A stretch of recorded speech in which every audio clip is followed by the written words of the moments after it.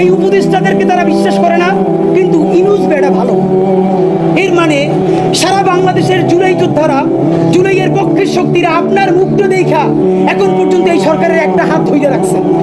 কিন্তু এই উপদেষ্টাদের কেউ কেউ ইতিমধ্যে রাজনৈতিক দল যারা সামনে ক্ষমতায় আসবে তাদের সাথে নেগোসিয়েশন করে কেউ সামনে আইনমন্ত্রী হবে, কেউ অন্যান্য মন্ত্রী হবে, কি কি হবে এইটা পাকাপোক্ত করে এখন তাদের জবানে আমাদের ঘোষণাপত্র লিখে দেয়। এখন সেই ক্ষমতায় যারা আসবে সেই দলের মুখপাত্র হয়ে তারা এই সরকারের মধ্যে কাজ করে। প্রধান উপদেষ্টা, আপনার একটা কথা বলি, আমরা আগেও বলেছি এই সরকারের সকল উপদেষ্টার এক পা অন্য দেশে, বিপদ হইলে ভাইকে যাবে, কিন্তু আমরা দৃঢ়ভাবে বিশ্বাস করি আপনি ভাগবেন না।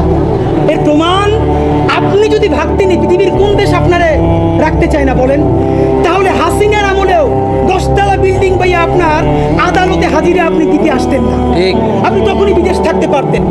আপনি এই দেশে থাকতে চান বলেই আপনি আসছেন, আমরা বিশ্বাস করতে চাই।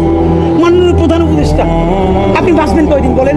আপনার এত বয়স হয়েছে, বাংলাদেশের গড়ায় উঠছে প্রায় 20 বছর বেশি পাচ্ছেন।